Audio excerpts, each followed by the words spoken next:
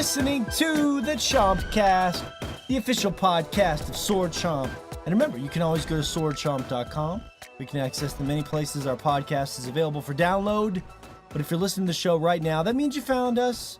So welcome to the madness that is the Chompcast. You can also find us on Patreon, patreon.com/swordchomp, if you'd like to support us financially. Look for the VIP tier. Talk a little bit more about that in a bit. Location is everything. Just ask a restaurant in the perfect part of town, or a frustrated tenant that lives near a busy highway and they can't sleep at night, or any of Fish's lovers that are just praying that one day he'll locate the G-spot.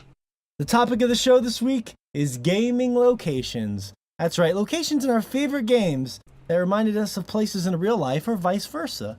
Or just kind of triggered something in our soul. Maybe rekindled a lost memory from our childhood.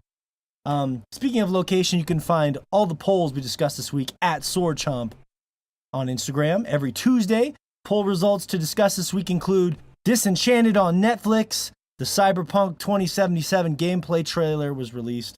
We're going to discuss it. The legendary Narwhal, basically a mythical creature here, and Diablo 3 on Switch. You know, a game that you can take with you from location to location. All that and more on this week's Chompcast. But let's get to some intros. Up first, he was gone last week. He's located in Japan. He teaches, so we call him Professor Layton. But yeah, last week he was vacationing in Okinawa, which is the farthest he has ever actually traveled for a Tinder match. So, but Shea joins us again this week.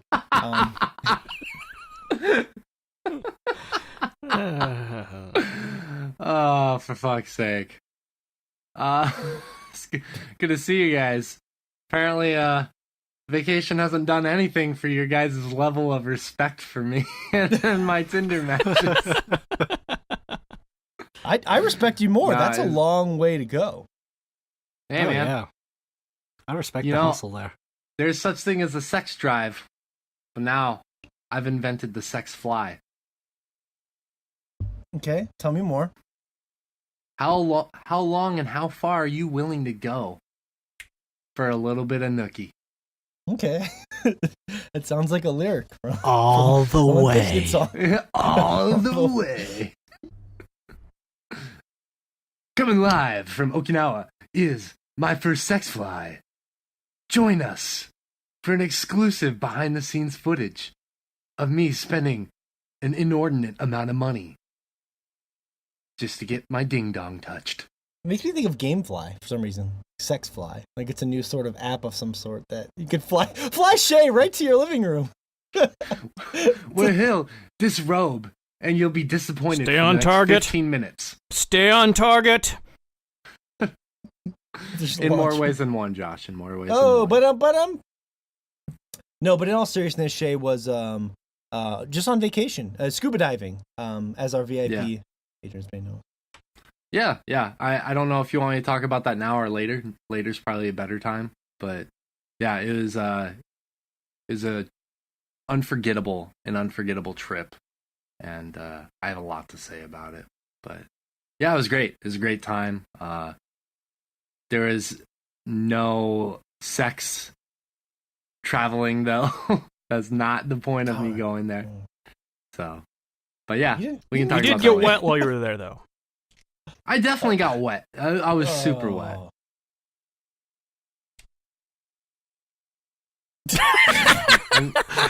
Did you wet your pants? Yes, I did. I pissed myself as I was drinking. No, I went scuba diving, as Morgan stated. I went scuba diving twice, and then I went to the beach more times, I guess.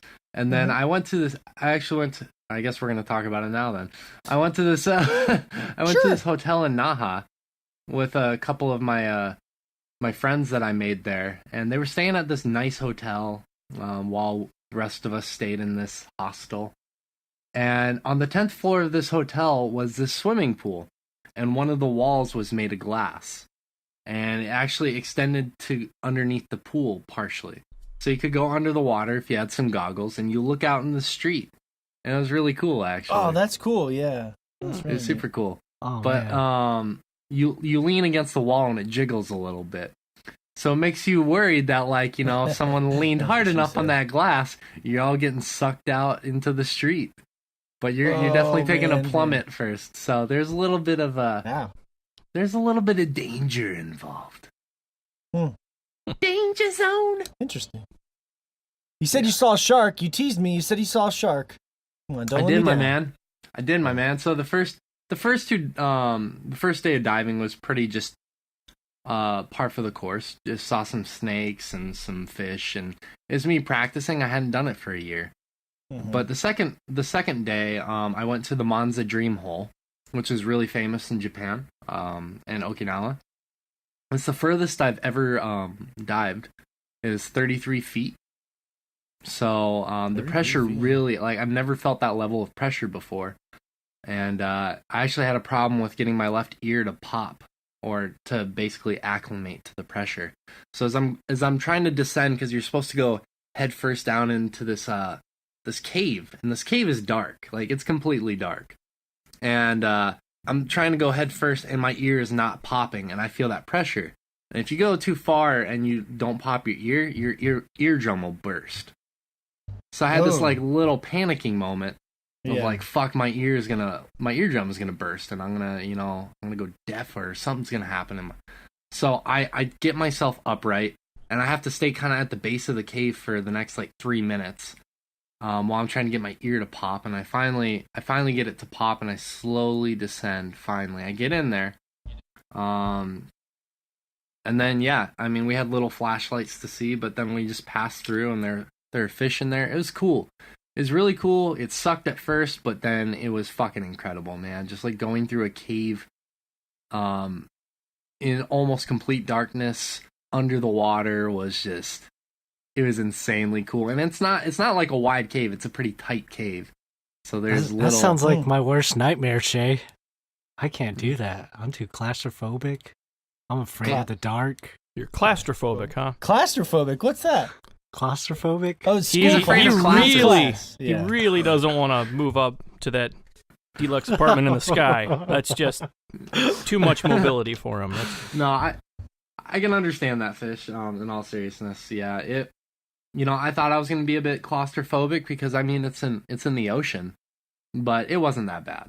It was fine. We got through, and then that was the first run. The second run, we went to this, like, huge, like, cliff face underneath the water, and as we get there, we see this shark. I don't know how big that is. About 1.5 feet, 2 feet.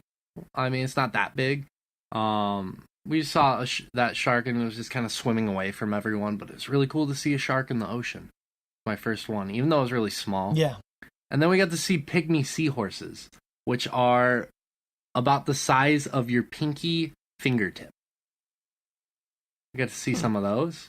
They're on this really little fan. Yeah. And then for the last one, and I didn't really want to tell you guys about this because I want to tell you now.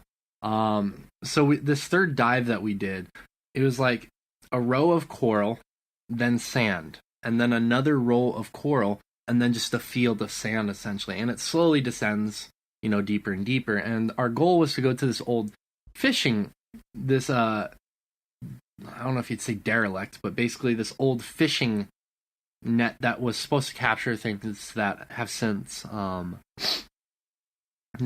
hasn't been used anymore. But anyway, so that was our goal. As we're going down, like, we're next to the coral row, and then we're kind of in the sandy field, and my scuba, I guess, instructor, or whatever you want to call it, the person who was guiding us, points over to the middle of the field, and it just looks like sand, but I look a little bit harder, and there's this giant sea turtle just chilling. That's cool. Yeah, I was just chilling in the middle of the field, and as we get closer, it's about the size of me. Yeah. I'm 6'1". It was fucking huge. And at first I thought there were two sharks right next to it, because there are these big fish-looking things. And actually, it was these fish called remora. Yeah. And cleaner fish. As we got closer to this turtle, these two remora flipped upside down and they put their backs on this turtle. And I was confused. I was like, why the hell are they doing that? It's adorable, but why are they doing that? And basically, they have this like sticky material on their scales. So when they flip upside down and get on this turtle carapace, if the turtle decides to swim away, the remora get a free ride and swim away with it. So we got to see that. We got to see just the like that behavior, but the turtle didn't swim away. It just Didn't chilled. swim away. It was just chill. It was like, Just chilling. I'm a fucking turtle. But we got to see that, and we got to see some sea snakes, of course, and we got to see some crazy fish I'd never seen before. So it was a really good trip. In terms of scuba diving, I made a lot of friends. I got to see some like of this cool local architecture and stuff, which is actually what kind of inspired this topic for this week. So I'm excited to go into more detail later on. But yeah, it was a great trip. Yeah, that's true. It's right. Well, glad to have you back, and yeah, it did inspire the topic this week. Josh, of course, Joshua Fowler is here from Michigan. Josh, you've been sending us a lot of feed this week of, really enough, like your family playing a lot of games. Well, some Donut County, some Overcooked too. Mm-hmm. What's with this family? All this family stuff this week. A bunch of good stuff for family gaming has come out recently. Donut County, which is a what do you even call that? It's, I guess it's kind of in the same vein as like a Katamari Damacy type game. Yeah, how do you label it? Yeah, I don't even know what to call it. But other than an indie game, yeah, it's just unbelievably charming. Momentum. Maybe we could call those momentum games, because they're sort of about momentum in a way, right? Katamari was a ball. This one's about filling a hole. Yeah, I don't know, something like that. But yeah, Don't like it. That sort of yeah. Fair enough. Centipede likes. Not really, no, but not at all. But that's but yeah, my daughter's been playing through that. I played through that at the beginning of the week when it first came out, and it's really fun. And so she saw me playing that and wanted to play it herself. Is it pretty short? Because I've seen a lot of people talking about Donut County. It's a couple hours. It's not long.